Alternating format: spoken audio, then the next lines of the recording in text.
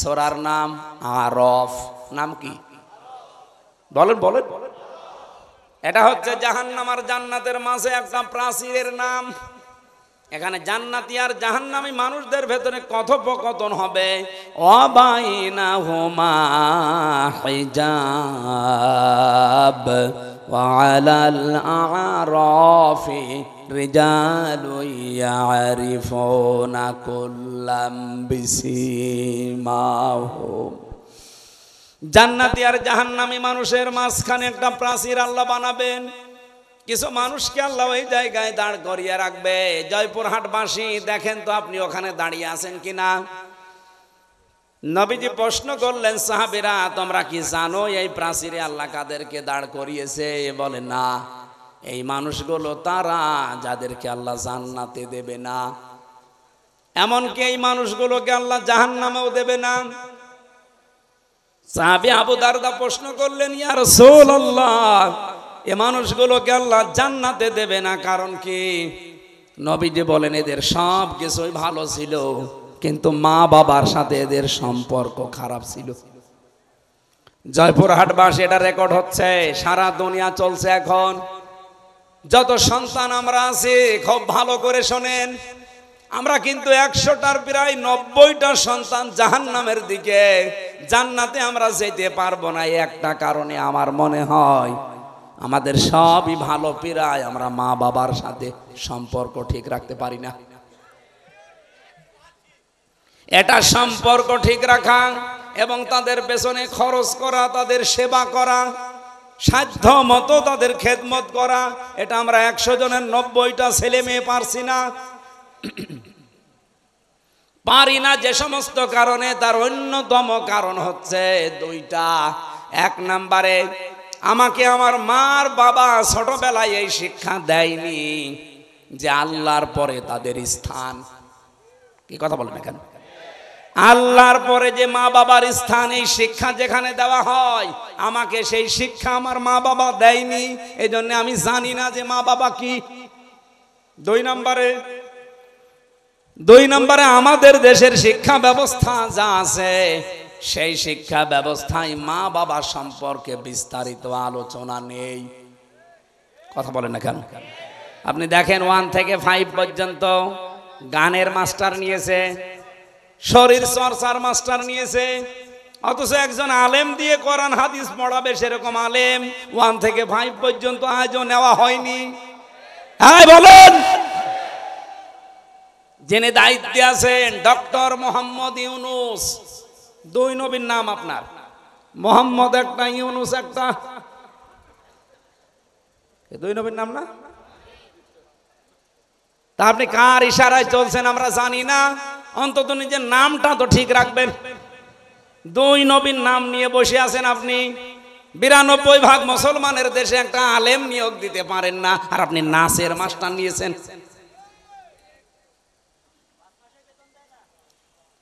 Islamic foundation আছে, কিছুটা কোরআন হাদিস শেখায় বাচ্চাদের, ওদের আজ 5 মাস শুনছি বেতন বন্ধ।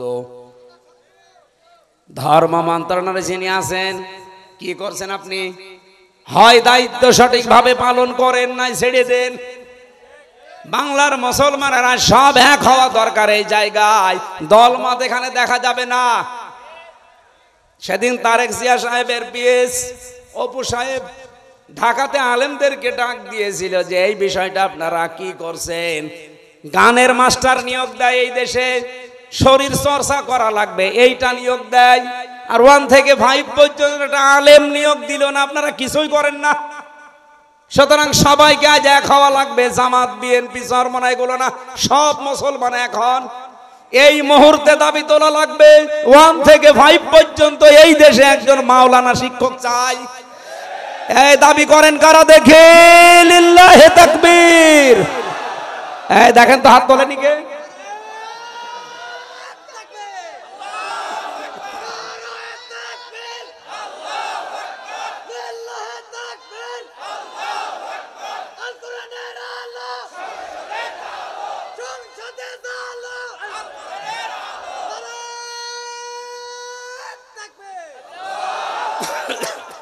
জয়পুরবাসী, এটা শুধু আমাদের দাবি না, হিন্দুরাও দাবি করছে, আজ হিন্দুরাও বলছে আমাদেরকেও ধর্মীয় শিক্ষা দেওয়ার জন্য আমাদের ধর্মের একজন করে নেন, অসুবিধা নেই। কারণ কোন ধর্ম মানুষকে খারাপ হতে শেখায়? বলেন বলেন। আমাদের আওয়াজ হয়তো ডক্টর ইউনূসের কাছে পৌঁছাবে কি জানি না, কিন্তু আমার মনে হয় আল্লাহর আরশে পৌঁছিয়ে গেছে। ইব্রাহিম নবীর পক্ষে একটা ব্যাঙ ছিল, শুধু প্রসাব করেছিল, আল্লাহ তাকেও কবুল করে নিয়েছে, তার প্রসাবও পাক করে দিয়েছে। আমরা যদি কোরআনের শিক্ষার পক্ষে হাত তুলেছি, কিয়ামতের দিন এই হাত তোলাটা আমার পক্ষে সাক্ষী হয়ে দাঁড়াবে। আপনি জাহান্নামে যাচ্ছেন শুধু এই শিক্ষাটা না থাকার কারণে।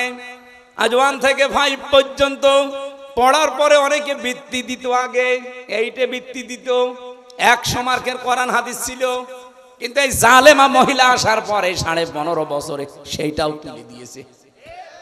আমরা চাই আবারও এটা পূর্ণ বহাল করা হোক, কারণ অনেক ছেলে মেয়েরা পরীক্ষার জন্য চাপে পড়ে হলেও পড়ে, কথা বলে না কেন? আর যদি ওইটাই না থাকে সিলেবাসে, ও পড়বে কি? ওদের যে 5 মাস বেতন দেয় না ইসলামিক ফাউন্ডেশনে, এর ভেতরে একটা দুর্বিসন্ধি আছে। এক লোক নাকি বউকে খুব পিটাইতো, আর বউ এসে বলছে তুমি যেভাবে পিটানি দাও আমাকে কি রাখবা না বাদ দিয়ে দিবা? ও বলছে কিলের ওজন দেখে টের পাও না? 5 মাস বেতন বন্ধ করে দিয়েছে, টের পাচ্ছেন না যে গানের মাস্টার নেই, নাচের মাস্টার নেই, আর কোরআনের হালকা শিক্ষা দিতে তাদের বেতন বন্ধ করে দেয়। এটা অবশ্যই কোন জায়গা থেকে কোন তালবাহানা আসতেছে। কোরআনের বিরুদ্ধে, এই স্বাধীনতার বিরুদ্ধে বাংলাদেশে কোন তালবাহানা এই দেশের মানুষ মেনে নেবে না। কথা বলেন। আপনি আমাদের জাহান্নামে নিয়ে যেতে চান? মা বাবা সম্পর্কে আমরা জানি না তাদের মর্যাদা, এ কারণে হাজারো সন্তান তাদের খেদমত করে না, আলাদা করে দেয়, এমনকি বৃদ্ধাশ্রমে রেখে আসে। কি নেই? বৃদ্ধাশ্রম নেই? আপনি নীলফামারী যান, কিশোরগঞ্জ থানা আছে, দেখলাম একটা বৃদ্ধাশ্রমে নিয়ে গেল আমারে। এদিকে মা, এদিকে বাবারা বসে আছে লাইন দিয়ে, মুরব্বী মা আর বাবা, যার কাছে একটু জিজ্ঞাসা করি আমারে ধরি হাউমাউ করে কাঁদে। একজন বলছে আমার 3টা ছেলে মেয়ে বিদেশে থাকে, কিন্তু আমি আজ পড়ে আছি এখানে। আমি ওরানে বললাম মা আপনার কাছে কি মনে হয় বলেন তো? উনি বলছে আজ কতদিন বৃদ্ধাশ্রমে পড়ে আছি, আমি এখন কোরআন হাদিস আর ইসলামের ইতিহাস পড়ি। এটা পড়ি আমি বুঝেছি এই দোষ শুধু আমার সন্তানদের না, এই দোষ আমারও আছে, কারণ ছোটবেলা থেকে তাদের দ্বীনের জ্ঞান আমি শিক্ষা দেয়নি। আল্লাহর পরে যে মা বাবার স্থান তাদের কাছে আমার সন্তানরা সেটা জানে না। এজন্য হাজারো সন্তান আমরা নষ্ট করে ফেলেছি অলরেডি, যেহেতু এই দেশে এখনো শিক্ষা ব্যবস্থা এটা জারি করা হয়নি। আপনাদের আহ্বান জানাবো, অন্য ধর্মের লোক যারা আছেন তাদের আমি বাদ দিলাম, অন্তত ইসলাম ধর্মে যারা আছেন ছেলে মেয়েদেরকে নিজে বাঁচার জন্য হলেও শেষ বয়সে যদি আলাদা হতে না চান, বৃদ্ধাশ্রমে যেতে না চান, ছেলে মেয়েদেরকে কোরআন হাদিস প্রথমে 3 বছরে নুরানিতে মক্তবে পড়িয়ে নেবেন, এরপর অন্য জায়গায় দেবেন। নয়তো আপনার কপালে আসতেছে এই কিশোরগঞ্জের মতো, আপনিও ঠিক কয়দিন পরে যাবেন বৃদ্ধাশ্রমে, অথবা আপনাকে আলাদা করে দেবে, আপনার খরচও দেবে না। মা বাবার পেছনে খরচ করা নফল না ফরজ? ফরজ। নামাজ পড়েন, মা বাবার যে সাধ্য মতো খরচ করা দরকার করেন না, না আপনার নামাজ হবে না, কারণ একটার সাথে আর একটা রিলেটেড। পড়া কোরআন শরীফের ভেতরে আপনি দেখবেন যেখানে আল্লাহ দিয়েছেন আল্লাহর কথা, সঙ্গে সঙ্গে দিয়েছেন রসুলের কথা, আতিউল্লাহ ওয়া আতিউর রাসূল। যেখানে নামাজের কথা সেখানে যাকাতের কথা, আকিমুস সালাত আতুজ যাকাত।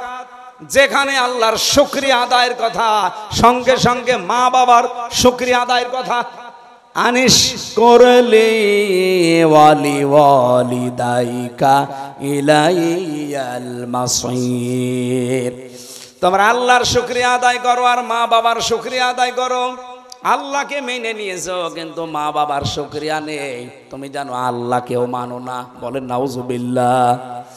নবীজি বললেন ওরা আরাফ নামক প্রাচীরে দাঁড়িয়ে আছে, ওরা জান্নাতে যাচ্ছে না শুধু একটা কারণে, আমি যেটা আবিষ্কার করেছি আর একটু বেশি, দেখেন তো মেলে কিনা। 100 ভাগের প্রায় 98 ভাগ সন্তান আমরা মা বাবাকে হয় আলাদা করে দেই, তাড়িয়ে দেই, বৃদ্ধাশ্রমে রেখে আসি। 3 নাম্বার কারণ হচ্ছে আমার অ্যানালাইসিস, এটা আমাদের বউগুলো। এই বউগুলোকে পেছন দরজা দিয়ে শুধুমাত্র নাড়াচাড়া দেয়, এদেরকে ওয়াসওয়াসা দেয় এই বউর মা। কথা বলে না কেন? বারবার ওখান থেকে বলে কি আর কতদিন আলাদা হয়ে যা, আরামে খেতে পারবি, অথচ নিজের ছেলেটা আলাদা হতে দেয় না। যেই মহিলা তার মেয়েকে দিয়ে এভাবে পরামর্শ দেয়, এটা মা না, এটা ডাইনি। আর আমার মনে হয় এরকম মহিলা যদি আজ প্যান্ডেলে থাকে, ও এতক্ষণ বরদু আরম্ভ করেছে যে হুজুর মরুক, আমি মরবো তাও বলবো, কারণ আপনাকে আমি ভালোবাসি, আমি দেখতে পাচ্ছি আপনি জাহান্নামে যাচ্ছেন, এমনকি আমাকেও ফেলে দিচ্ছেন।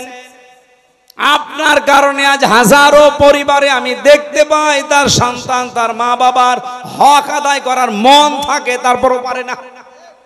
এই কথা বলে না কেন? মায়ের সঠিক হক আদায় করতে গেলে বউর মন পাওয়া যায় না, আবার বউর মতো কথা চলতে গেলে মা বাবারও মন পাওয়া যায় না। সম্মানিতা মা বোন যারা এখানে বসে আছেন, যারা শ্বশুর শাশুড়ি, তাদেরকে বলছি, আপনি যে মেয়েটা পেয়েছেন এটাকে নিজের মেয়ের মতো যদি মনে করতে না পারেন, আপনার ইবাদত হবে না। কারণ এই মেয়েটা সব কিছু ছেড়ে দিয়ে আপনার পরিবারে এসেছে। আপনি নিজের মেয়ের কত ভুল হয়, দোষ হয়, মাফ করে দেন। আর অন্যের মেয়ে এসেছে, চুন থেকে পান খসলে ছেলের কানে কানে তুলে দেন। আপনি মা। খালি নামাজ পড়া, রোজা রাখা আর কালো বোরকা পরা ইবাদত না। পুত্রবধূকে নিজের মেয়ের মতো উদার মনে ভালোবাসা, এইটাও ইবাদত। এরকম বউ শাশুড়ি কম না বেশি? নেই। কম মানে 2-1টা আছে, ইতিহাসের পাতায় পড়েছি। আশা করছি জয়পুরহাটে এরকম মহিলা তৈরি হবে না। সম্মানিতা মা বোনেরা, কি মনে করেন কোরআন হাদিস কি বোঝেন আমি জানি না। একটা মেয়ে লোক এসেছে আপনার বাড়িতে, তাকে আপনি নিজের মেয়ের মতো মনে না করতে পারেন, ছেলে বিয়ে দিলেন কেন? ও মনে মনে ভাবে যে ছেলে বিয়ে দিয়েই বৌমা দখল করে নিয়েছে। সব সময় বউকে ভালোবাসে। আরে মা, আপনার তো আরো সেজদায় পড়ে থাকার কথা যে আমার ছেলে অন্তত বৌমা নিয়ে ব্যস্ত আছে, অন্য মেয়ের সাথে লাইন করে না। এক কথা বলে না কেন?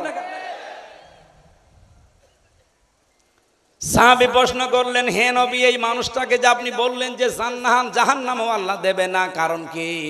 বিশ্ব নবী ওই দিন জানিয়েছিলেন এদের আল্লাহ জাহান্নামে দেবে না একটা কারণে, এই দুনিয়াতে এই মানুষগুলো ইসলাম কায়েমের জন্য আন্দোলন করেছে। জয়পুরহাটবাসী সারা পৃথিবীর মানুষকে জানাচ্ছে, যারা দিন কায়েমের জন্য জমিনে চেষ্টা করেন, আপনার পদ্ধতি ভুল হতে পারে, কিন্তু আপনার মন থেকে ইখলাসের সাথে যদি দিন কায়েমের জন্য চেষ্টা করেন, আপনার আর যাই হোক আপনি জাহান্নামে যাবেন না। কোরআনে কারিমের সূরা সফের ভেতরে দলিল আছে, হাল্লা দুল্লুকুম আলা তিজারাতিন তুনজিকুম মিন আযাবিন আলীম। এমন একটা ব্যবসার কথা বলবো যেটা করলে জাহান্নামের এই যন্ত্রণাদায়ক আযাবে যাওয়া লাগবে না। সেটা হচ্ছে আল্লাহ রাসূলের প্রতি ঈমান আনার পর জান আর মাল দিয়ে এই জমিনে দিন কায়েমের চেষ্টা করা। এই বাংলাদেশে যে ৭৩টা দল আছে, সবচাইতে বেশি ভালোবাসে আল্লাহ কোন দলকে? কোরআনে কারিমে সূরা সফ ৪ নম্বর আয়াতটা পড়েন এবং সূরা মায়েদা ৫৪ নম্বর আয়াতটা পড়েন। রব্বুল আলামিন, আমি যদি বানিয়ে বলি আপনি বাংলা নিয়ে আসেন, ইংরেজি নিয়ে আসেন, উর্দু নিয়ে আসেন, ফার্সি নিয়ে আসেন, যে ভাষা নিয়ে আসবেন আপনাকে আমি দেখাবো। ইন্নাল্লাহা ইউহিব্বুল্লাযীনা ইউকাতিলুনা ফি সাবিলিহি সাফফান কাআন্নাহুম বুনিয়ানুম মারসুস। অবশ্যই আমি আল্লাহ ওই দলকে ভালোবাসি যারা সীসা গলা প্রাচীরের মতো ঐক্যবদ্ধ হয়ে এই জমিনে আল্লাহর দিন কায়েমের জন্য চেষ্টা চালিয়ে যাচ্ছে। আর এই বাংলাদেশে এটা সবচাইতে বেশি চালাচ্ছে জামাত ইসলামী। যদি প্রমাণ ভুল হয় আপনি এখানে আসেন, আসেন। যদি ভুল হয় আপনি বলেন যে না এদের দ্বারা এটা না, এরা দুনিয়া চায়। কে দুনিয়া চেয়েছে আপনি বলেন? মাওলানা মতিয়ার রহমান নিজামী মন্ত্রী ছিল, দুনিয়া চায়নি। ওনার এখনো ঘর হচ্ছে কাঁচা ঘর, মাটির দেওয়াল, চারিদিকে উপরে টিন। একজন মন্ত্রীর ঘর কাঁচা বাংলাদেশের ইতিহাসে এই প্রথম। এই কথা বললেন না কেন? সাতক্ষীরার মাওলানা রিয়াসাত আলী এমপি ছিল জামাতের, কয়েকবার। এখনো পর্যন্ত তার বাড়িটা এই যে খেজুর গাছের পাতা দিয়ে ঘেরা। অথচ বাংলাদেশে বহু মানুষ আমি দেখি শুধু একবার চেয়ারম্যান হয় 5 তলা বাড়ি হয়ে যায়। বলেন। সেদিন বাইরের দেশে ছিলাম আমি, এক হোটেলে উঠেছিলাম।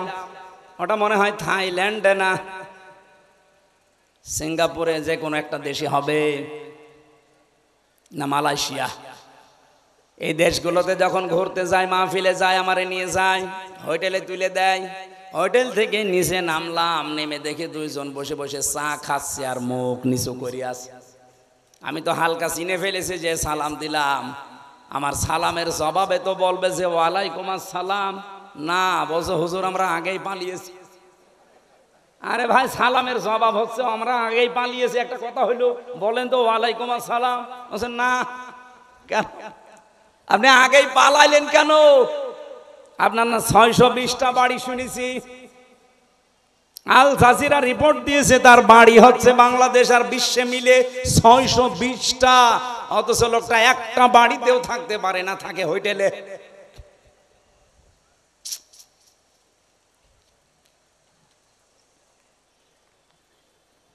অথচ এই মানুষগুলো 620টা বাড়ি বানায়নি, একটা বাড়িও না।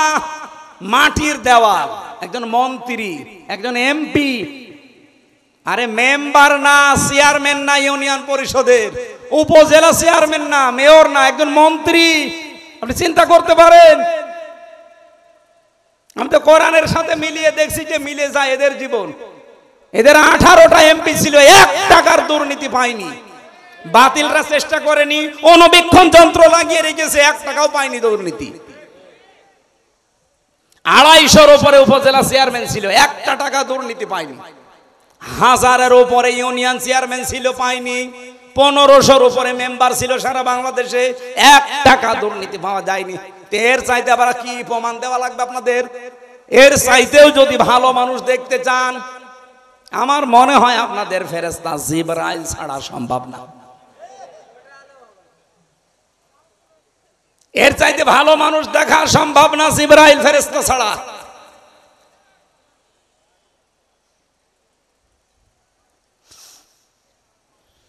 এজন্য গ্যারান্টি দিতে পারি আপনাদেরকে, সীসা গলা প্রাচীরের মতো আজ ঐক্যবদ্ধ হয়ে আল্লাহর এই জমিনটায় 56,000 বর্গ মাইলে দিন কায়েমের জন্য কাঁধে কাঁধ মিলিয়ে চেষ্টা চালিয়ে যাচ্ছে মন থেকে।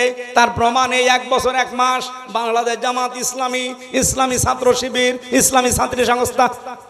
অন্য কেউ যদি পারে তাদের আদর্শ নিয়ে আসুক, টিকবে না। কারণ তাদের আদর্শ হচ্ছে বিড়ি খাওয়া আদর্শ, তাদের আদর্শ হচ্ছে ডাল খাওয়া আদর্শ, তাদের আদর্শ হচ্ছে বাবা খাওয়া, হুক্কা খাওয়া। কি বঙ্গবন্ধু হুক্কা খেত না? কথা বলেন। আপনি হুক্কা খাওয়া আদর্শ নিয়ে এসে, ডাল খাওয়া আদর্শ নিয়ে এসে, রাস্তা চুরি করা আদর্শ নিয়ে এসে এই জামাত ইসলামের সাথে আপনি টক্কর দিতে চান, কিয়ামতের আগেও পারবেন না। কথা বলতে দেন ভাই। বাস্তবতার দিকে তাকিয়ে বলেন তো, এই বাংলাদেশে 56,000 বর্গ মাইল, 630টা থানা, একটা নেতা কর্মী দেখান যে জামাত ইসলামীর যারা ডাল খায়, বলেন। আমি সারা দেশে ঘুরছি, একটাও পাইনি। এরা ধর্ষণ করেছে, প্রমাণ দিতে পারেন? আরে ভাই, ডাল খায় না, ধর্ষক নেই, চাঁদাবাজ নেই, এমনকি বিড়িও খায় না। কি বিড়ি খোর আছে? নেই। আর অন্য দলে বিড়ি ঘর না, ও বাপ পর্যন্ত খেয়ে ফেলছে। একবার থানায় গিয়ে দেখি একজনকে ওসি সাহেব পিটাচ্ছে, কি গো? হুজুরে ডাল খায়। আরে ভাই ডাইলও খাওয়া যাবে না, বলছে হুজুরে ডাল সে ডাল না, ফ্যান্সি ডাল। আপনি ডাল খান, রাস্তা খান। ওই লোকটা আমারে ওই দিন বলেছিল কি সিঙ্গাপুর না মালয়েশিয়াতে, হুজুর সত্যটা কথা বলে দি, দেশে যেতে পারবো না তো এটা আমরাও জানি। বাস্তবতা হচ্ছে এই দেশটা উপরে উঠতে চায় না, অথচ মালয়েশিয়া 2004 সালের পর থেকে 21 বছরে তারা দাঁড়িয়ে গেছে। সিঙ্গাপুর 20 বছরে তারা দাঁড়িয়ে গেছে বিশ্বের মানচিত্রে। যদি 10টা দেশ এখন গণনা করেন, সিঙ্গাপুর একটা। এত উন্নত তারা। রাস্তায় একটা টুকরা পর্যন্ত পাবেন না, মনে হচ্ছে সারা রাস্তা খাবার ঢেলে খাওয়া যায়, এত পরিষ্কার পরিচ্ছন্ন। খাদ্যে কোনো ভেজাল নেই, কোনো দুর্নীতি নেই। 100 টাকা যদি বাজেট হয় রাস্তার জন্য, আপনাকে আমি সত্য কথা বলে দেই, 3 টাকা শুধু খরচ হয় রাস্তায়, আর 97 টাকা আল্লাহর ওলিরা খেয়ে ফেলে। এই চলছিল দেশে। দেশটা দাঁড়াবে কি করে? বঙ্গবন্ধু টানেল বানিয়েছে চট্টগ্রামে, 100 বছর যাওয়ার কথা, অথচ এই কয় বছরে পানি উঠতেছে নিচ দিয়ে। তাহলে কত টাকা বাজেট ছিল, কত টাকা খেয়েছে বলেন?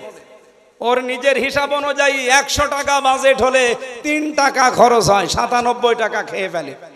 100 টাকা খরচ করে একটা রাস্তা বানালে 100 বছর যাওয়ার কথা, 3 টাকা খরচ করলে 100 বছর যাবে? 3 বছর। আগামীতে ইসলাম আসলে জামাতের আমির বলে নাই যে যা বাজেট হবে জনগণের সামনে সব ওপেন করা লাগবে এমপিদের, তারপরে কাজ শুরু করা লাগবে। তে আপনি দুর্নীতি করবেন কি করে? সরকারি যে ট্যাক্স ফ্রি গাড়ি আছে, ওই গাড়ি জামাত ইসলামী বাংলাদেশ নেবে না। যে প্লট দেওয়া হয়, ফ্ল্যাট দেওয়া হয়, নেবে না। এর চাইতে গ্যারান্টি বাংলাদেশে কোন দল দিতে পারলে তাকে ভোট দেন, জান। জীবনও পারবে না। তারা যদি 20,000 টাকা নিয়ে এমপি হয়, 5 বছর পরে তারা 20 কোটি টাকার মালিক হবে। আর জামাত ইসলামী যে 300 এমপির নাম ঘোষণা দিয়েছে নমিনি, এরা যদি 100 টাকা নিয়ে এমপি হয়, 5 বছর পরে দেখবেন 90 টাকা হয়ে গেছে, 101 টাকা হবে না। এই বিশ্বাস, এই আস্থা আমিরে জামাতের আছে, এই জন্যে এদের নাম ঘোষণা দিয়েছে, এমনি দেয়নি। সম্মানিত ভাইরা, এর চাইতে আর বেশি আমি বলতে পারবো না। এরপরেও যদি কারোর বিবেকে খালি ওই দিকে টান হয়, যান, আপনার যা ভালো লাগে আপনি তাই করেন। আপনি আবার ওই মারা খাবেন, কি মারা জানো, ওইটা তো আর বলা যাচ্ছে না, ওইটা আমি বলতে পারবো না, ফজু পাগলার কাছে শোনেন। আবার মারা খাবেন, কি মারা, না ওটা বলা যাবে না। আরে তো বগুড়া, জয়পুরহাট, ওরে বাবা খুব ঝামেলা। তাহলে ইসলামী আন্দোলন করলে একটা লাভ, জাহান্নামে যাওয়া লাগবে না। আর যাই হোক, সুতরাং অ্যাক্টিভ হওয়ার জন্য আহ্বান জানাচ্ছি। যারা এখনো দোদুল্যমান অবস্থায় আছেন, ছড়িয়ে ছিটিয়ে আছেন, আসেন অ্যাক্টিভ হন। দিন কায়েমের জন্য ঐক্যবদ্ধ হয়ে চেষ্টা করলে আল্লাহ বেশি ভালোবাসবে। বলেন না কেন? সূরা এইরকম একটা সূরার একটা মাত্র আয়াত, 26 নম্বর আয়াত, এটা পোশাক নিয়ে আলোচনা। শয়তানের প্রথম হামলা মানব জাতির উপরে এবং তার পদ্ধতি কি ছিল সেইটা আল্লাহ জানিয়েছে। শয়তানের যত টার্গেট আছে, হামলা আছে, সবচাইতে বড় হামলা শয়তানের পোশাকের উপরে। কিসের? শয়তান চায় যে আদম সন্তান যেন পোশাক না পরে। এজন্য বহু আয়োজন শয়তান করেছে। এই যে সুন্দরী প্রতিযোগিতা, যারা এই প্রতিযোগিতায় নাম লেখা, এদের পোশাক আশাক ঠিক আছে? বলেন বলেন। এমনকি সুন্দর সুদর্শন পুরুষ প্রতিযোগিতা হয়েছিল, কি যেন নাম ওর, অ্যাডলফ। ও নাকি সুন্দর, সারা বাংলাদেশের সবচেয়ে সুন্দর সুদর্শন পুরুষ। ওর জানাজা পড়া দেখলাম, শয়তান জানাজা পড়ছে, এদিকে দিকে তাকাচ্ছে। ওর দিকে তাকিয়ে আমার মনে হইলো, ও যদি সবচাইতে সুন্দর যুবক হয়, তা আমি কি? বলেন আমি কি? এবার আসেন আল্লাহর ঘোষণা, ইয়া বানি আদম, হে বনি আদম সন্তানেরা, কদ আনজালনা আলাইকুম লিবাসা, অবশ্যই আল্লাহ তোমাদের উপরে নাজিল করেছি পোশাক। কি করবা এই পোশাক দিয়ে? ইওয়ারি সাওআতিকুম ওয়ারিশা, তোমাদের লজ্জা নিবারণ করবা। এবং সৌন্দর্য বৃদ্ধি করার জন্য, বর্ধন করার জন্য আমি আল্লাহ পোশাক দিয়েছি। সুতরাং এখানে আমাদের শিক্ষা হচ্ছে পোশাকের কাজ আমাদের লজ্জা ঢেকে ফেলা। বহু মানুষ আমরা দেখি এই দেশে পোশাক পরার পরেও উলঙ্গ, অর্ধ উলঙ্গ থাকে। এমন এমন পোশাক পরে রাস্তাঘাটে আসে, ও পরাও যা না পরাও তা। বিশেষ করে মেয়েদের, কোরআনে কারিমে আল্লাহ মেয়েদের পোশাকটা দিয়েছেন। ইয়া আইয়ুহান নাবিয়্যু কুল লিআজওয়াজিকা ওয়া বানাতিকা ওয়া নিসাইল মুমিনিনা ইউদনিনা আলাইহিন্না মিন জালাবিবিহিন্না ইলা আখির আয়া। সূরা আহজাবে এসেছে, হে নবী আপনার স্ত্রীদের এবং আপনার মেয়েদের আর মুমিন বান্দা যারা, তাদের স্ত্রীদেরকে আপনি বলেন তারা যেন রাস্তাঘাটে চলতে হলে তাদের জেলবাব, যেটা মাথার উপরে টেনে দেওয়া লাগে, এটা যেন একটু ছড়িয়ে দেয়।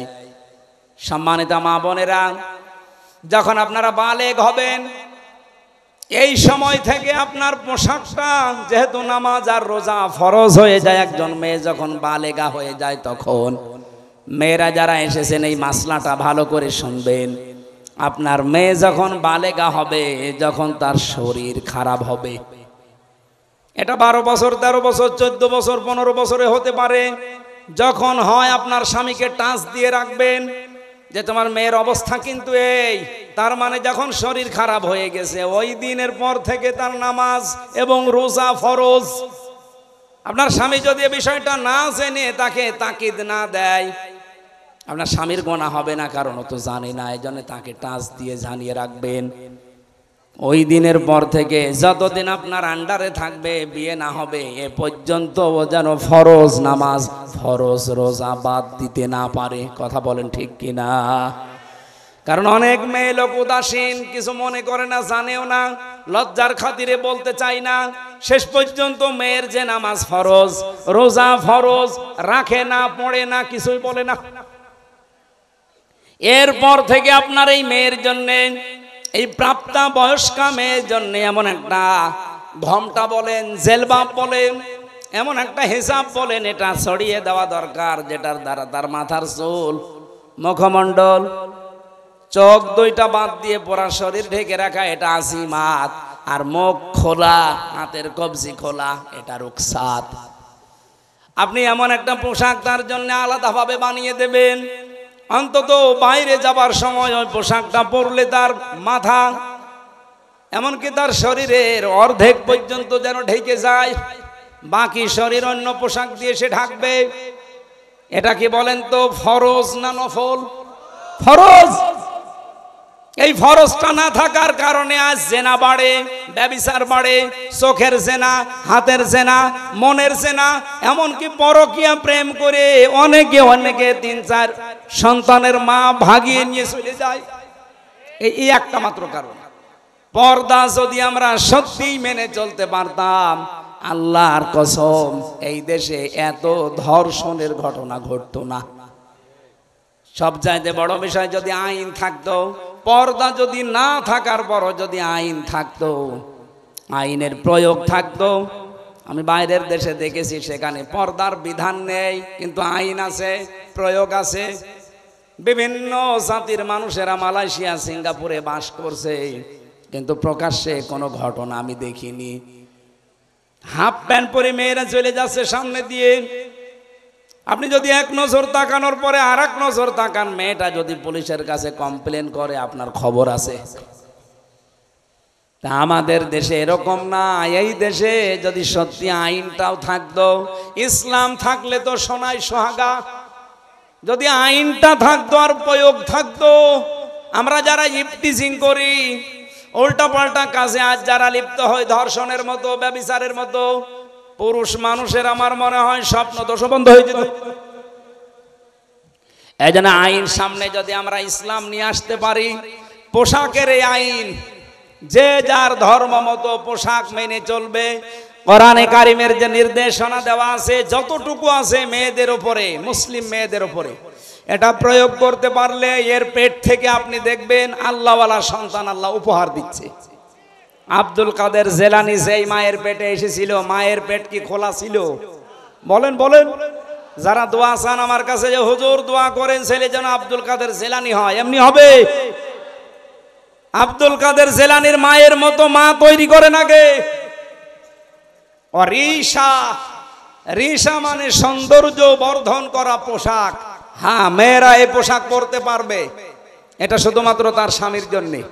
সম্মানিতা মা বোনেরা, সৌন্দর্য বৃদ্ধি হয়, যৌন আকর্ষণ বাড়ে, এরকম পোশাক আপনি পরতে পারবেন আপনার স্বামী, তাছাড়া আপনার বাবার জন্যও পরা জায়েজ নেই। লিবাসুত তাকওয়া যালিকা খায়র, সবচাইতে বড় পোশাক হচ্ছে তাকওয়ার পোশাক। তাকওয়ার পোশাক কি? আল্লাহর বিধান মানা, নিষেধ ছেড়ে দেওয়া, এটার নাম তাকওয়ার পোশাক। 2 নম্বরে, যেখানে আল্লাহ যে আদেশ দিয়েছে ওই আদেশ সঠিকভাবে পালন করার নাম হচ্ছে তাকওয়ার পোশাক। আপনার স্বামী বাইরে গেছে, আপনার আদেশ হচ্ছে সন্তান, সম্পদ এবং ইজ্জত হেফাজত করে রাখা, এটা আপনার উপরে লেবাস। এই লেবাস তাকওয়া হাজারো মহিলা পরিবারে মানতে পারে না। যালিকা খায়র, যালিকা মিন আয়াতিল্লাহ লাআল্লাহুম ইয়াযাক্কারুন। নবীজি বলেন এই নিদর্শনগুলো আমি আল্লাহ বর্ণনা করলাম কারণ শয়তানের প্রথম হামলাই ছিল মানুষের উপরে, এই লজ্জা স্থানের উপরে। ওই সেই প্রথম দিন থেকে আরম্ভ করেছে। ইয়া বানি আদম লা ইয়াফতিনান্নাকুমুশ শাইতান, হে বানি আদম সন্তানেরা, শয়তান যেন তোমাদেরকে ধোঁকায় ফেলে না দেয়, প্রতারণা না করে তোমাদের সাথে। কামা খরাজা আবাওয়াইকুম মিনাল জান্নাহ, যেমন তোমাদের বাবা মাকে জান্নাত থেকে প্রতারণা করে বের করে দিয়েছিল। শয়তানের কিন্তু এই উদ্দেশ্যটা ছিল না, আমি তাফসিরে পেয়েছি যে আদম আর হাওয়াকে জান্নাত থেকে বের করে দেওয়া লাগবে না। ওর প্রথম উদ্দেশ্যই ছিল যে আমি তাদের উলঙ্গ অবস্থায় দেখব। এই জন্য শয়তান হচ্ছে যৌনবাদী আর আমরা হচ্ছে মৌলবাদী। এই কথা বলে না কেন? আপনি মৌলবাদী পরিচয় দিতে আপনার লজ্জা হয়। মৌল মানে আল্লাহ, মৌল কি? মৌল যেহেতু আমরা আল্লাহকে মেনে চলি, সুতরাং আমরা মৌলবাদী। যারা এই ঘোষণা দেয় যে মৌলবাদীর ঠিকানা এ বাংলায় হবে না, ওই সন্তানরা জারোর সন্তান। এই মৌলবাদী না হলে তো আপনার মা বাবার বিয়ে হইতো না, কারণ আল্লাহর নাম ছাড়া বিয়ে দিলে বিয়ে জায়েজ হয়। কাকে মৌলবাদী বলেন? নিজের গায়ে নিজে থুতু ফেলছে। তাহলে শয়তান হচ্ছে যৌনবাদী ও যৌনতা ছড়াতে ভালোবাসে। সুতরাং যে সমস্ত মেয়েরা নিজেদের লজ্জাস্থান সহ গোপন অঙ্গগুলো আরো মানুষকে দেখিয়ে শান্তি পান, আপনি মনে করবেন শয়তান আপনাকে দখল করে ফেলেছে। এখন বাড়ি যান, বাড়িতে যাওয়ার পরে যদি দেখেন আপনার স্ত্রীকে সালাম দিলেন আর আপনার স্ত্রী আপনাকে বলছে ওই শুকুরের বাচ্চা, ভালো লাগবে? আপনার রাগ হবে না? জ্ঞানী মানুষ হলে আপনার রাগ হওয়ার কথা না। আপনি চিন্তা করবেন কি গো, এটা শিক্ষিতা মেয়ে, ধার্মিক মেয়ে, কোনদিন আজ পর্যন্ত আমার মুখের উপরে মুখ তুলে কথা বলে না, অথচ এখন আমার সালাম দেওয়ার পরে শুকুরের বাচ্চা গালি দেয়। অবশ্যই এর জিনে ধরেছে। কিসে ধরেছে? আপনি যখন দেখবেন যে যৌনতা ছড়াতে আপনার ভালোবাসেন, উলঙ্গ অর্ধ উলঙ্গ পোশাক পরতে আপনার ভালো লাগে, আপনি মনে করবেন শয়তান আপনাকে দখল করে ফেলেছে। কারণ শয়তান সব সময় যৌনতা ছড়াতে ভালোবাসে। আল্লাহ আমাদের হেফাজত করুন। মেয়েদের এমন এমন সন্তান আল্লাহ আমাদের উপহার দান করুন। ফাতেমাতুজ জোহরার পেটে যেমন এসেছিল, কথা বলেন না কেন? আল্লাহ আমাদেরকে আয়াতটা বাস্তব জীবনে, এটা শয়তানের প্রথম হামলা, ও মানুষকে উলঙ্গ করতে চায়। আজ দেখেন নভেল, নাটক, থিয়েটার, সিনেমা যা বানানো হচ্ছে সব কি করে উলঙ্গ করা যায় এই বুদ্ধি। আর এগুলো আসতেছে আমাদের দাদাদের দেশ থেকে। ওদের সিনেমার ভেতরে কোন শিক্ষা আছে, ওদের নাটকের ভেতরে কোন শিক্ষা আছে? শুধু উলঙ্গপনা ছাড়া বলেন। ওইটা দেখে দেখে আমাদের দেশেও বানানো হচ্ছে। আর যারা সবচাইতে বেশি উলঙ্গপনা ছড়ায় তাদের নাকি দামও এই দেশে বেশি। এখন যেই কয়টা চলচ্চিত্র জগতে কাজ করে, যাদের পোশাক যত ছোট তাদের টাকা তত বেশি। আমরা আগামীতে এই সিস্টেম পাল্টাবো। কথা বলেন না কেন? পর্দা করে যে সব জায়গায় চলা যায় তার বাস্তব প্রমাণ জাহাঙ্গীরনগর বিশ্ববিদ্যালয়। এজিএস যে মেয়েটা হয়েছে মেঘলা, আয়শা সিদ্দিকা মেঘলা, কে পর্দা নেই তার? আপনি যে বলেন যে না আমি অর্ধ উলঙ্গ না হলে মানুষ তাকায় না, আমারে ভোট দেবে না, দেশে পাশ করলো কি করে?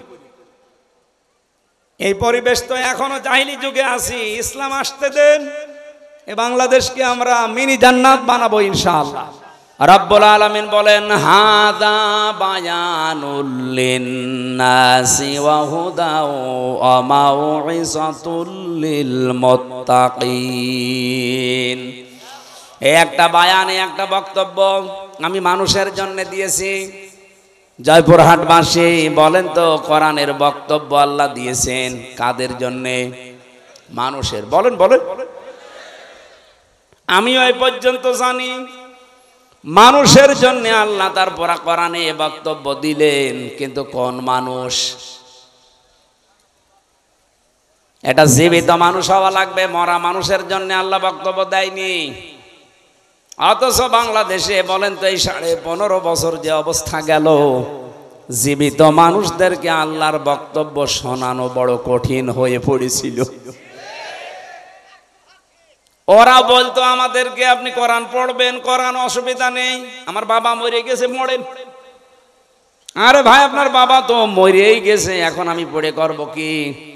পড়ার দরকার ছিল তখন যখন ও জীবিত ছিল। তো সময় যেহেতু আল্লাহ পাল্টিয়ে দিয়েছে, ডাকসু আর জাকসুর পরে দেশের চিত্র কিন্তু অলরেডি পরিবর্তন হয়ে গেছে। যদিও আর এখন ওই ফজু পাগলার মতো অনেকে মুখ জোর করছে চাপাবাজি করে, ওর পায়ের তলায় যে মাটি নেই ওটের পাচ্ছে। ওর আমিরে জামাতকে চ্যালেঞ্জ দিয়েছে যে সিলেটে যে 19টা আসন আছে না 17টা আসন আছে, এখানে যে কোনো জায়গায় আমিরে জামাত দাঁড়াবে, ও নাকি সেখানে দাঁড়িয়ে পাশ করবে। আরে ভাই ওরে আপনি আমার কাছে পাঠিয়ে দেন, আমারেও লাগবে না। আমি ফজল পাগলাকে চ্যালেঞ্জ করছি, আমার ছোট মেয়ের সাথেও যদিও দাঁড়াই ফেল করবে। কারণ আর কিশোরগঞ্জ এলাকায় তো আমি বহু জায়গায় গিয়েছি, জানি ওর জনপ্রিয়তা কত তলানিতে। শুধু এই মুখ জোর করে টিকে আছে। এই বাংলাদেশে যেই কয়টাই টিকে আছে দেখবেন শুধু চাপার উপরে, ভেতরে কোনো মাল মশলা নেই। ও আলেমদের ভুল ধরে, বলে আলেমদেরকে কেউ যেন পেটে না নেয়, ও ওয়াজ করে মেয়েদের কাছে। এই যে ওর নামের ব্যাখ্যা যে লোকটা করেছে তো এমনি করে নাই, ফতে ফালতো বর্গের যতে জাউরা, আর লতে আমি বললাম না লুচ্চা। নাউজুবিল্লাহ। কে যে বানিয়েছে আল্লাহ তার হায়াত দাও। একেবারে খাপের খাপ মমতাজের বাপ মিলে গেছে, কারণ ও যা করে তাই। আমি এত বলতাম না, আশা করছি আগামীতে কেউ যেন আর ফজু পাগলা না হয়। কারণ এখনো অনেকেই ভাইরাল হওয়ার ধান্দায় ফজু হতে ব্যস্ত, যে আমিও ফজু হব। এই জন্য চাপাবাজি করা, গলাবাজি করা বাদ দেন। বাস্তবতা আপনি দেখেন, জিয়াউর রহমান কোথায় ছিলেন আর আপনারা কোথায় আছেন? ডাকসুর মতো জায়গায়, জাকসুর মতো জায়গায়, যেখানে গলা উঁচু করে ইসলামের পক্ষে কথা বলা কঠিন ছিল, সেখানে ছাত্র দল মাত্র পেয়েছে 5,000 কয়েকটা ভোট, অথচ ছাত্র শিবির পেয়েছে 14,500, প্রায় 3 ডবল। আপনি টের পাচ্ছেন কোথায় পৌঁছিয়েছে তারা? আচ্ছা, জাকসু জাকসু কোনো ব্যাপার না, জাতীয় নির্বাচন, কোন নির্বাচনে আপনি আর এগিয়ে যেতে পারবেন না। কারণ আপনাকে ডোবাতে বহু মানুষ অলরেডি দেখেন, নয়নের মতো মানুষ। আর বাকি আমি নাম নিলাম না। দেশে এমনিতে পরিবর্তন আসছে। গত পরশু দিনও আমি ছিলাম কুষ্টিয়াতে, 100 পরিবার হিন্দু, ওরা সব জোট বেঁধেছে, এবার আমরা দাঁড়ি পাল্লায় ভোট দেব। হিন্দুদের যদি অবস্থা হয়, বাকি মুসলমান আপনি মাথায় বাড়ি দিয়েও আটকাতে পারবেন না। জমান নামাজ পড়ে বের হচ্ছে কুষ্টিয়ার আবদালপুরে, এই যে কোরআন আমার সামনে, 18 জন এসে বলছে হুজুর এতদিন ভ্রান্ত ধারণায় ছিলাম, শহীদ জিয়ার আদর্শ মানতাম, কিন্তু সেই আদর্শে এখন আর বিএনপি নেই, এখন দেখতে পাচ্ছি এরা ওই আদর্শ থেকে সরে বহু দূরে চলে গেছে। সুতরাং পৃথিবীতে যদিও আমরা ভ্রান্ত ধারণায় ছিলাম, যেই কয়েকদিন হায়াতে জিন্দিগিতে বেঁচে আছি, আল্লাহর দিন কায়েমের জন্য এখন আমরা চেষ্টা চালাবো। আপনি আপনার দলে আমাদেরকে নেন। আমি বললাম কালেমা পড়ানো লাগবে, বলছে না কালেমা মুখস্থ আছে, এই দলে আসতে হলে তো অন্যান্য দলের মতো না, আপনাকে ফরম পূরণ করা লাগবে। 18 জনকে আমি নিজে নাম ঘোষণা দিয়ে দিয়ে ফরম পূরণ করিয়ে এসেছি। বাংলাদেশের 630টা থানা, কম বেশি আমি সব জায়গায় কিন্তু যাচ্ছি। একটা জোয়ার উঠে পড়েছে এই ডাকসু নির্বাচনের পরে, যে অনেকেই যাদের বিবেক একটু নাড়া দেয়, ওরা বলছে ওই চাপাবাজদের সাদাবাজদের সাথে আর নেই। 1500 বছর আগে একটা আয়াত নাজিল হয়েছিল, এটা আমার মনে হয় বাংলাদেশে এই মাত্র নাজিল হয়েছে আবার।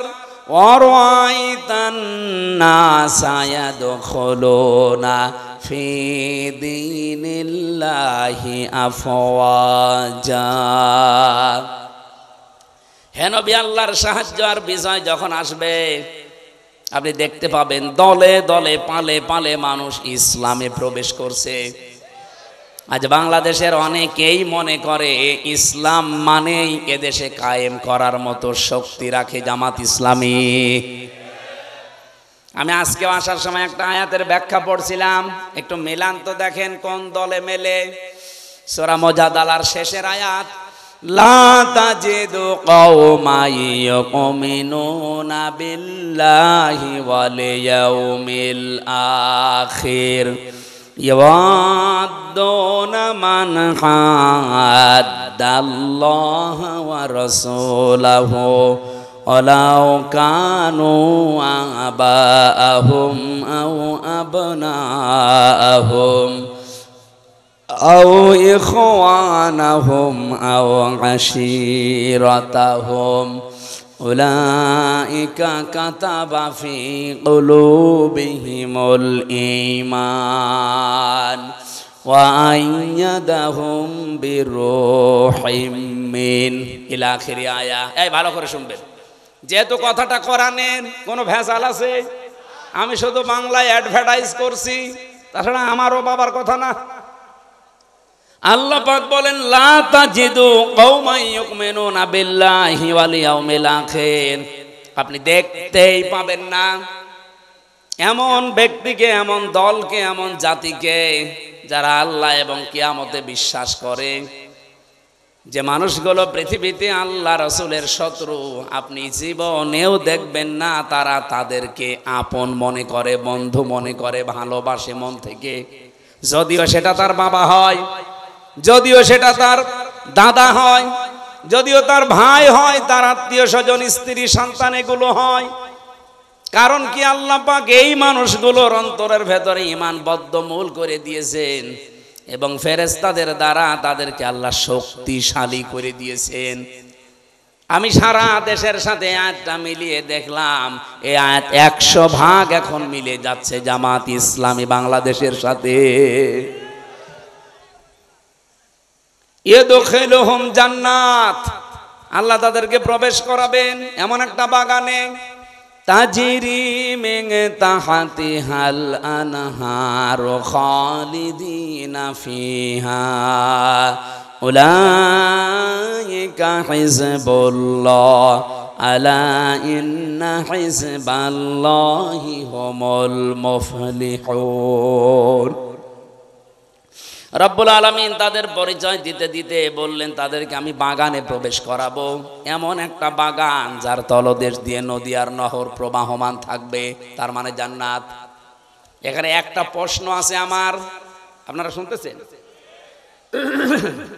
ইয়াদখিলুহুম জান্নাত, আমি আয়াতটা আপনাদের বের করে সূরা মুজাদালা যারা এখানে হাফেজ আছে, রব্বুল আলামিন জান্নাতুন শব্দটা দিতে পারতেন, না দিয়ে তিনি দিয়েছেন ওয়ায়াদখিলুহুম জান্নাত। এটা বহু বচন। আমার প্রশ্ন হচ্ছে, আল্লাহ জান্নাতুন না দিয়ে জান্নাত বহু বচন দিলেন কেন? আমি একটা দুইটা না, যতগুলো তাফসীর পড়েছি আয়াতের, মুফাসসিরিন ইকরাম এটাই জানাতে চেয়েছেন। রব্বুল আলামিন জানিয়েছেন এইটা। আমি আরবি গ্রামার দিয়ে আয়াতটা মিলিয়েছিলাম প্রথমে।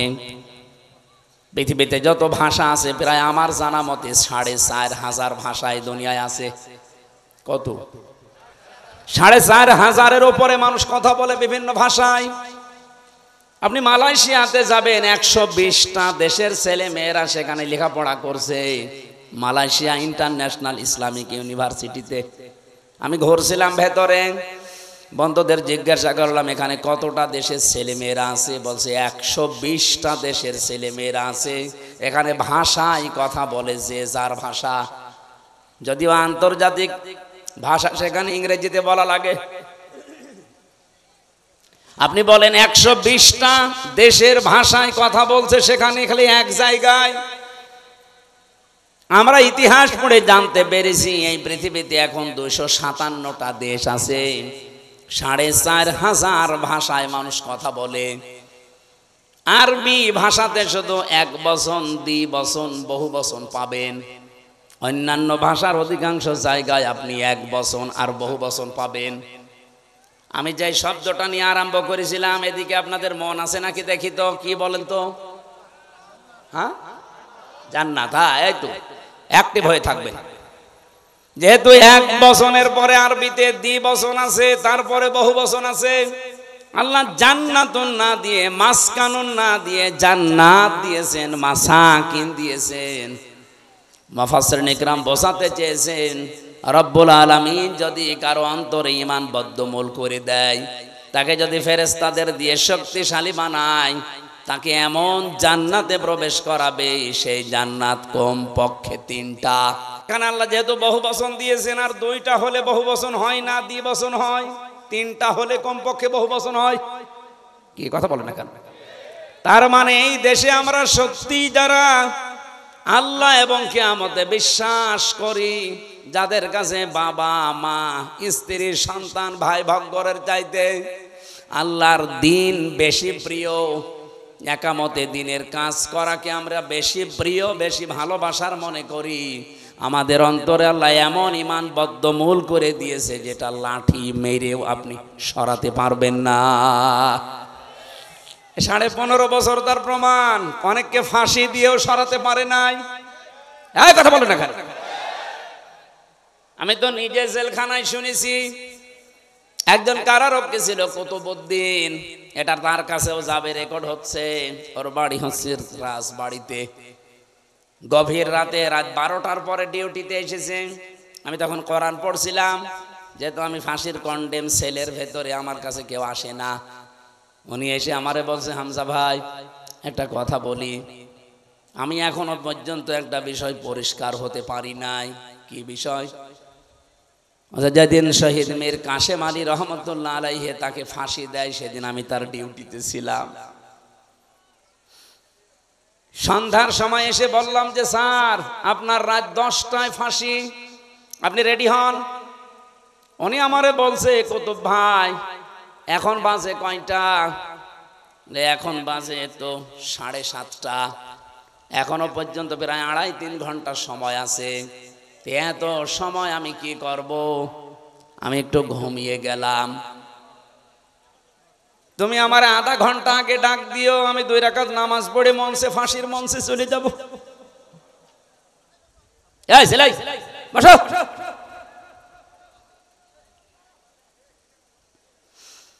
জয়পুরহাট বাসী কুতুব ভাই আমারে বলছে, ঠিক দেখলাম লোকটা ঘুমিয়ে গেল। 2 ঘন্টা পরে ওনারে ডাকলাম, উনি ঘুম থেকে উঠলো, গোসল করে ওযু করার পরে উনি দেখলাম 2 রাকাত নামাজ পড়ে নিল। নামাজ পড়ে 1 কাপ চা বানিয়ে, হিটার ছিল ভেতরে, চা বানিয়ে বলছে আপনি নেবেন? উনি বলছে যে আমি চিন্তায় আছি। কিসের চা? যার মাত্র 2.5-3 ঘন্টা পরে ফাঁসি, সেই লোকটা 2 ঘন্টা ঘুমিয়ে গেল। ঘুমাইলো কি করে আমি আজ পর্যন্ত এখনো ভেবে পাইনি। আমারে ঠিক 10টা বাজার 5 মিনিট আগে বলছে সময় হয়ে গেছে, নিয়ে যাবেন না। মনে হচ্ছে শ্বশুর বাড়ি যাওয়ার জন্য ব্যস্ত হয়ে পড়েছে। জেলার আসলো, সোপার আসলো, আরো যারা যে দায়িত্বে আছে, জল্লাদ শাহজাহান, ও এসে চোখ মুখ বাঁধতে চায়, বলে বাধা লাগবে না, জায়গায় নিয়ে চলেন। নতুন জামা কাপড় আজকে পরে আতর লাগিয়ে মনে হচ্ছে আল্লাহ ওনাকে ডাকতেছে। অথচ ওই সময়ও তার সন্তান ব্যারিস্টার আরমান, সে গুম হয়ে আছে আয়না ঘরে, কোথায় আছে কেউ জানে না। তার নিজের স্ত্রী হাসপাতালের বেডে কাতরাচ্ছে, তার দলীয় লোকজন হাজার হাজার লক্ষ লক্ষ পালিয়ে বেড়াচ্ছে।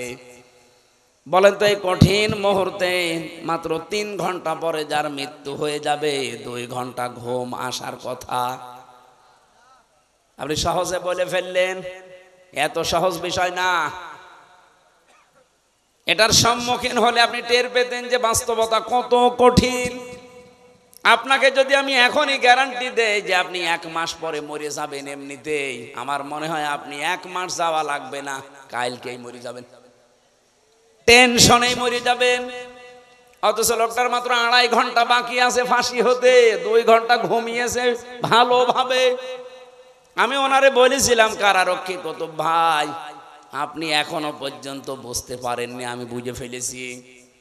1500 বছর আগে কোরআনে কারিমে আল্লাহ যে আয়াতটাই আমি ওনাকে শুনিয়েছিলাম, উলাইকা কাতাবা ফি কুলুবিহিমুল ঈমান ওয়া আইয়াদাহুম বিরূহিম মিন। রব্বুল আলামিন বলেন, আমি আল্লাহ নিজে এই মানুষগুলোর বদ্ধমূল করে দেই অন্তরের ভেতরে ঈমানটা, এবং ফেরেশতাদের দিয়ে এই মানুষকে আমি আল্লাহ শক্তি যোগাই। যেই লোকটা তার সন্তান ব্যারিস্টার হামজার মতো ছেলে না, একটা ব্যারিস্টার সন্তান, সে গম হয়ে আছে 8 বছর আয়না ঘরে, কেউ জানে না। স্ত্রী মৃত্যুর বিছানায় কাতরাচ্ছে, লক্ষ লক্ষ হাজার হাজার লক্ষ লক্ষ দলীয় নেতা কর্মী পালিয়ে বেড়াচ্ছে, জেলে পচতেছে। আর এই অবস্থায় তার ফাঁসির আগে যদি এই অবস্থা হয়, আল্লাহর কসম অবশ্যই আমার আল্লাহ ফেরেশতা দিয়ে তাকে সাহস জুগিয়েছিলেন। আল্লাহ এই মানুষগুলোকে এমন বাগানে প্রবেশ করাবে, এই জন্য আল্লাহ জান্নাতুন দেননি, জান্নাত। যেহেতু বহু বচন হতে হলে কমপক্ষে কয় সংখ্যা লাগে? 3। বলেন বলেন। তাহলে এইরকম মানুষদেরকে আল্লাহ জান্নাত একটা দেবে না, কমপক্ষে 3টা জান্নাত দান করবে। আর আমরা হাদিসের ভাষায় পড়েছি, যদি একটা জান্নাত মানুষকে আল্লাহ দেয়, এই পৃথিবীর সমান কমপক্ষে 10 পৃথিবী। কি শোনেননি হাদিস? এক একটা জান্নাত হবে এই দুনিয়ার মতো 10 দুনিয়ার সমান। তাহলে 3টা দিলে কমপক্ষে বলেন বলেন 30টা দুনিয়ার সমান জান্নাত আপনি পাবেন। রব্বুল আলামিন বলেন, এমন নদী আর নহর প্রবাহমান করে রেখেছি, খালিদিনা ফিহা, চিরকাল সেখানে থাকবেন, কোনদিন আপনাকে কেউ আর বের করে দেবে না। খালিদিনা ফিহা লা ইয়াবগুনা আনহা হিওয়ালা। আপনি তো বের হতে চাইবেন না, আপনাকে বের করে দেওয়াও হবে না। এতটুকু আল্লাহ যদি শেষ করে দিতেন আমি বলতাম না একটা। রব্বুল আলামিন বলেন, রাদিয়াল্লাহু আনহুম ওয়া রাদু আন। সব চাইতে বড় বিষয়, আমি আল্লাহ নিজে তাদের উপরে রাজি হয়ে গেছি, তারাও যেমন আমি আল্লাহর প্রতি রাজি আছে। উলাইকা হিজবুল্লাহ, এরাই আমি আল্লাহর দল। আলা, জেনে রাখো, সাবধান, ইন্না হিজবাল্লাহি হুমুল গালিবুন হুমুল মুফলিহুন। জেনে রাখো, সাবধান হও, অবশ্যই আল্লাহর দল যারা করে তারা বিজয়ী, সফল কাম। জোরে বলেন সুবহানাল্লাহ। জয়পুরহাটবাসী, আমি শুধু বলার জন্য বলছি না, বাস্তবতা কি? এই দেশে তো কত মানুষকে দেখতে পাচ্ছি, তাদের ভেতরে এই গুণাগুণগুলো আমি পাই না। জামাত ইসলামী বাংলাদেশ এবার এমন একটা অবস্থায় দাঁড়িয়েছে, এই দেশে হয় ইসলাম থাকবে, নাই অন ইসলাম থাকবে। আমরা বদরের ময়দান দেখিনি, কিন্তু সামনে এবার বদর বাংলাদেশে তৈরি হবে। বদরের ইতিহাস পড়েছি। হযরতে আবু বকর তার সন্তান আব্দুর রহমানের বিরুদ্ধে দাঁড়িয়েছিলেন, স্বামী দাঁড়িয়েছিল স্ত্রীর বিরুদ্ধে, দোলা ভাই দাঁড়িয়েছে শালার বিরুদ্ধে। হযরতে আবু বকরের সন্তান আব্দুর রহমান বাড়িতে এসে বলছে, আব্বা, বদরের ময়দানে যুদ্ধ যখন চলছিল 3 বার তোমাকে আমি দেখতে পেয়েছি, কিন্তু একবারও কিছু বলিনি, তুমি আমার বাবা, এই জন্যে। অন্য কেউ হলে আমি তাকে জবাই করে ফেলতাম।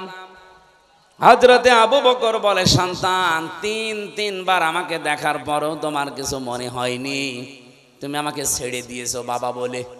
আল্লাহর কসম, আমি যদি তোমার একবার ওই যুদ্ধের ময়দানে দেখতে পেতাম, একবার এই 2 খণ্ড করে ফেলতাম। বলেন তো সেই অবস্থা এখন সামনে আসতেছে কিনা? এদেশে আর কোন দল নেই, বাংলাদেশে হয় আল্লাহর দল, নাই শয়তানের দল। যারা আল্লাহর আইন কায়েম করতে চায়, সে যেই হোক, তারা আল্লাহর দল। যারা মানুষের তৈরি করা আইন কায়েম করতে চায়, তারা যে দলের নাম নিয়ে আসুক, তারা শয়তানের দল।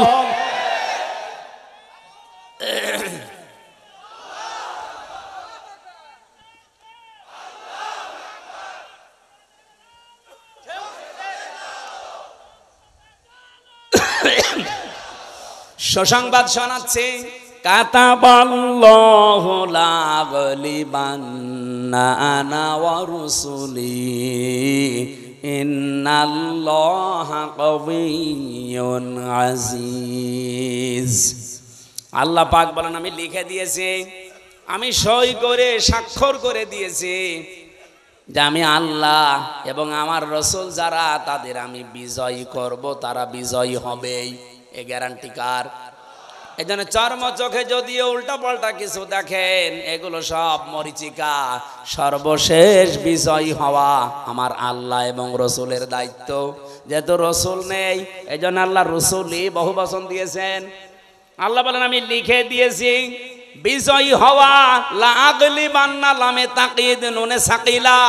আল্লাহ গ্যারান্টি দিয়েছেন 2 বার যে অবশ্যই আমি আল্লাহ বিজয়ী হব এবং আমার রসুলরা। যেহেতু রসুল এখন পৃথিবীতে নেই, রসুলের উত্তরাধিকারী যারা আলেম, এই মানুষগুলোর সামনে বিজয়ী হবে।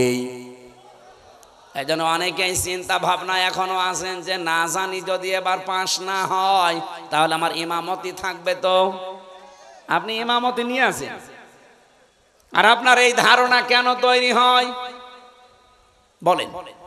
92% মুসলমানের এই দেশ 1 বছর 1 মাসে 1 বছর 1 মাস 7 দিনে যে পরিবর্তন হয়ে গেছে অলরেডি দেশের মানুষ সবাই বুঝে ফেলেছে এই দেশ এবং এই মানবতা বাংলাদেশে ইসলামের কাছেই নিরাপদ। অন্য যে যাই বলুক না কেন, চেতনা বিক্রি করে অনেকে 71-এর, অনেকে বিভিন্ন চেতনা নিয়ে আসে সামনে। এগুলো সব ধোঁকাবাজি, প্রতারণা ছাড়া আর কিচ্ছু না।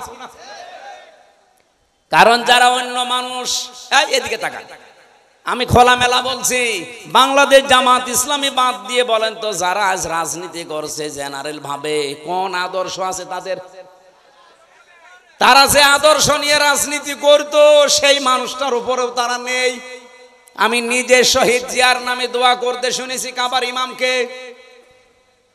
বঙ্গবন্ধুকেও মেরে ফেলা হয়েছে, জিয়াউর রহমানকেও মেরে ফেলা হয়েছে।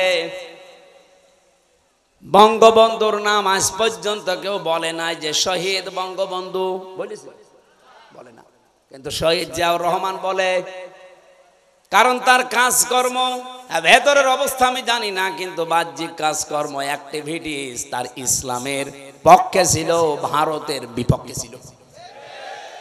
এখন যারা তার নাম নিয়ে আদর্শ নিয়ে রাজনীতির মাঠে নেমেছেন, এর অনেকে এখন আছেন সবগুলো দাদাদের প্রেসক্রিপশন অনুযায়ী চলে। এই জন্য দেশের মানুষের মন থেকে তারা আস্তে আস্তে উঠে যাচ্ছে। না তে ডাকসুর মতো জাকসুর মতো জায়গায় একটা সিটও তারা পায়নি। 28টা সিটের শিবির পেয়েছে 23টা, আর স্বতন্ত্র পেয়েছে 5টা। 23 আর 5 কত হয়? ওরা একটাও পেল না। জাহাঙ্গীরনগর বিশ্ববিদ্যালয়ে 21টা পেয়েছে শিবির আর 5টা পেয়েছে স্বতন্ত্র যারা তারা। আপনারা একটাও পাচ্ছেন না, এরপরও মুখ জোর করেন। কোথায় আছেন আপনি টের পাচ্ছেন? এই আপনার রাজনীতি, এই আপনার আদর্শ। কি করলেন 1 বছর 1 মাস 7 দিনে? শুধু চাঁদাবাজি ছাড়া কি উপহার দিয়েছেন জাতিকে? পাথর দিয়ে মানুষ মারে।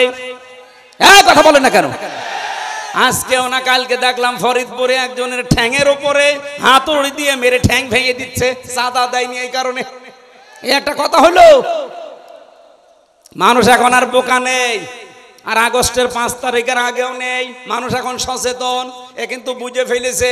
আমার তো মনে হচ্ছে সামনে বাংলাদেশে একটা নীরব বিপ্লব হবে বাংলাদেশ জামাত ইসলামীর।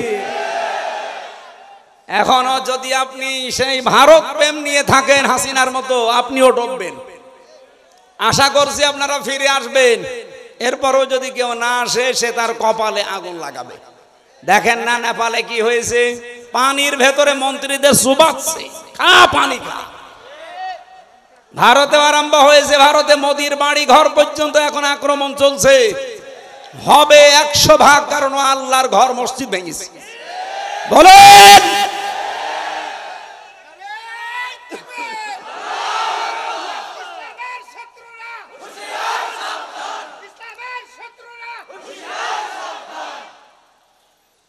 যেই দিন আল্লাহর ঘরেও হাত দিয়েছে, ওই দিনই আমার মনের বিশ্বাস যে থাকবে না। কারণ আবরাহা আল্লাহর ঘর ভাঙতে এসে কাসফিম মাকুল হয়ে গেছে, আর ও অলরেডি আল্লাহর বহু ঘর টুকরা টুকরা করে ফেলেছে। তো ওকেও আল্লাহ টুকরা করবে না? আমার বাড়ি ভেঙে দিলে যেমন আমার রাগ হয়, আল্লাহর বাড়ি আপনি ভেঙে দিলেন। তাও 1টা 2টা না, বহু ঘর ওরা ভেঙে দিয়েছে, মসজিদ মাটির সাথে মিশিয়ে দিয়েছে। ভারতকেও আমার আল্লাহ দেখবেন এই মসজিদ ভাঙার অপরাধে প্রতিশোধ নিয়ে টুকরা টুকরা করে ফেলবে। ভারত প্রতিবাদ দেওয়া লাগবে এই দেশে। কোন আগ্রাসন এই দেশে আমরা চলতে দেব না। এই দেশ চলবে এই দেশের মানুষের চেতনা অনুযায়ী। কোথায় কোন চেতনা এসেছে, ও চেতনা এখন বাদ দেন। অনেকে বলে না আমরা 47-এর চেতনায় চালাবো, কেউ বলে আমরা 52-র চেতনায় চালাবো, কেউ বলছে 71-এর চেতনায়।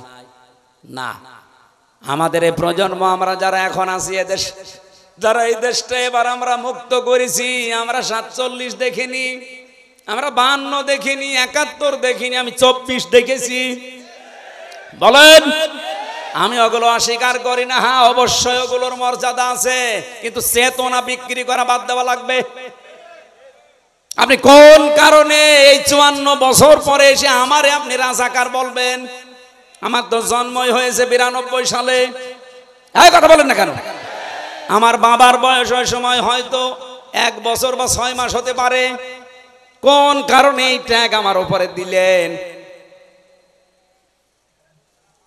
অথচ যারা এই ট্যাগগুলো এখনো পর্যন্ত দিতে চায়, আপনি খোঁজ করে দেখেন তাদের দলের ভেতরে রাজাকারের সংখ্যা 1040 জন, আর যাদেরকে এই ট্যাগ দেওয়া হয় তাদের নামে মাত্র 37 জন, তাও 11 জন ফাঁসি হয়ে গেছে। রাজাকার হলে যদি ফাঁসি দেওয়া হয় তাহলে 1040 জনকে আগে ফাঁসি দেওয়া লাগবে। এই কথা বলেন না কেন? সুতরাং এই চেতনা বিক্রি করলে আপনিও ডুববেন। হাসিনা যেমন ডুবেছে, আপনিও ডুববেন। আর হাসিনাকে হযরত বলেছিল এখানকার কোন আল্লাহর ওলি জানো? কোথায় সে ওলি? কত বড় জাহেল! এরকম একটা জালেমা মহিলা পৃথিবীর নিকৃষ্ট তালিকায় যার নাম, তারে বলছো হযরত শেখ হাসিনা। ওর নামে তো শেখ দেওয়াও ঠিক না। শেখ মানে বুড়ো। শেখ মানে কি? মুরব্বী বুড়ো। হাসিনা বলাও ঠিক না। হাসিনা মানে সুন্দরী। এর বিপরীতটা রাখা দরকার। যত মানুষের হাতে রক্ত, যত মানুষের রক্ত তার হাতে লেগে আছে, ওরে আপনি সুন্দরী বলবেন কোন কারণে? সুন্দরী মানুষ এই করে। লক্ষ লক্ষ মানুষকে দেখলাম কাবা শরীফে, এই রুকনে আমিনি থেকে হজরে আসওয়াদ এটা পার হওয়ার সময় এই নামটা উচ্চারণ হচ্ছে, হাসিনা না হাসানা। রব্বানা আতিনা ফিদ দুনিয়া হাসানা ওয়া ফিল আখিরাতি হাসানা ওয়া কিনা আযাবান্নার। হে আল্লাহ, দুনিয়ায় তুমি শান্তি, স্বস্তি, নিরাপত্তা দাও, আখিরাতেও শান্তি দিও, আর জাহান্নামের আগুন থেকে আমাদের বাঁচাও। জেলে আমি যেখানে ছিলাম, এই ফাঁসির কন্ডেম ছেলে, মাঝে মাঝে আওয়াজ শুনতাম, আমার তো বের হতে দিত না। আমার নিচতলায় একজন থাকতো, চলচ্চিত্র জগতে কাজ করে, বাড়ি ওই কুমিল্লা, ধর্ষণ মামলা, এসেছে জেলে। মাঝে মাঝে দেখতাম নামাজ পড়তো, পড়ে দোয়া করছে, একদিন হাত তুলে রব্বানা আতিনা ফিদ দুনিয়া হাসিনা। কি গো ডাক দিলাম, এই কোরআন শরীফ পড়তে পারেন? বলছে না। কি দোয়া করলেন? খুব ভালোবাসি হুজুর আপারে, খুব ভালোবাসি আপারে, হাসানা না বলে আমি হাসিনা বলি সব সময়। তো দোয়া কবুল করতে আল্লাহর বইয়ে গেছি।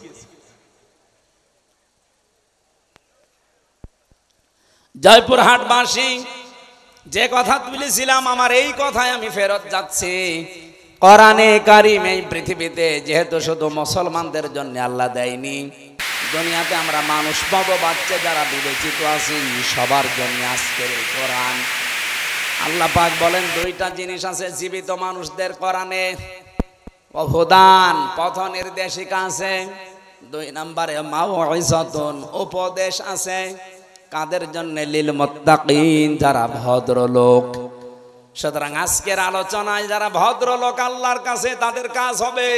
আর যারা অভদ্র, অসভ্য, এদের কোনো কাজ না। ওয়ালা ইয়াসিদুজ জালিমিনা ইল্লা খাসারা, জালেমদের শুধু ক্ষতি বৃদ্ধি হবে। এখন দেখেন কার রাগ হয়। আর আমার গলা ব্যথা করছে, এই জন্য আমরা শেষ করে দিচ্ছি। আল্লাহুম্মা আমিন। লা ইলাহা ইল্লা আনতা সুবহানাকা ইন্নী কুনতু মিনাজ জালিমিন। রব্বুল আলামিন চাতক পাখির মতো বসে আছে এরা। 1.5 ঘন্টা কথা বললাম, এরপরও মানুষ যায় না বাড়িতে কোরআন শোনার জন্য। যারা এত পাগল, এদেরকে তুমি মাফ করে দাও। এই বিশাল আয়োজন করতে গিয়ে তোমার যে বান্দারা শ্রম দিয়েছে, টাকা দিয়েছে, সম্পদ দিয়েছে, এদেরকে কবুল করে নাও। আমরা যারা অসুস্থ হয়ে পড়েছি, আমাদের শেফায়ে কামেলা আজেলা দান করো। জালেমদের জেলখানায় আমরা 3টা বছর শরীরটা নষ্ট করে ফেলেছে ওরা, আমার কণ্ঠটা নষ্ট করে দিয়েছে। আল্লাহ, আমি ভিক্ষা চাই কোরআনের জন্য, আমার কণ্ঠ এবং শরীর আগের অবস্থায় ফিরিয়ে দাও। রব্বুল আলামিন, এই দেশটা তুমি আবার কোরআনের হাতে তুলে দাও। সারা জীবনের মোনাজাত আমার চর্ম চোখে তোমার কালাম দিয়ে বাংলাদেশ চলছে, এটা একটু দেখবো। সুযোগ হালকায় এসেছে, আল্লাহ তুমি সুযোগটা পরিপূর্ণ কাজে লাগিয়ে দাও। দল মত জাতি বর্ণ ধর্ম নির্বিশেষে আওয়াজ উঠেছে, এবার আমরা সংসদে কোরআন চাই। আল্লাহ মোনাজাতটা মেহেরবানি করে কবুল করে কোরআনকে এবার সংসদে তুমি পাঠিয়ে দাও। কোরআনের আইন দিয়ে চললে কেমন লাগে আমরা একবার দেখতে চাই। রব্বুল আলামিন, শয়তানের প্রথম হামলা মানব জাতির উপরে, অলঙ্গপনা, বাহায়াপনা, অশ্লীলতা ছড়িয়ে দেওয়া। আমরা যেন এই বিষয়ে সতর্ক থেকে আমাদের ইজ্জত আবরু হেফাজত করে চলতে পারি, সুযোগ দাও। বারাকাল্লাহু লানা ওয়া লাকুম ফিল কোরআনিল আযীম। এই জয়পুরহাট জেলার মাটির নিচে যারা ঘুমিয়ে আছে, এদেরকে তুমি মাফ করে দাও। আল্লাহ, আমার কণ্ঠটা তুমি মেহেরবানি করে ভিক্ষা দাও। যেই চাতালের উপরে কোরআনে কারিমের অনুষ্ঠান এরা সাজিয়েছে, এখানে যারা ব্যবসা বাণিজ্য করে, এদের বরকত দান করো। আল্লাহ তাআলা জমির মালিক, তুমি যাকে বানিয়েছো, মেহেরবানি করে কোরআনের ইজ্জতে তাকে মাফ করে দাও। তার মা বাবাকেও ক্ষমা করে দাও। তার স্ত্রী পুত্র সন্তানাদি যা দিয়েছো, সহি সালামতে রাখো। কখন কার কাছে আজরাইল পাঠিয়ে দাও কেউ জানি না। জীবনের শেষ কথা যেন বলতে পারি, লা ইলাহা ইল্লাল্লাহু মুহাম্মাদুর রাসূলুল্লাহ।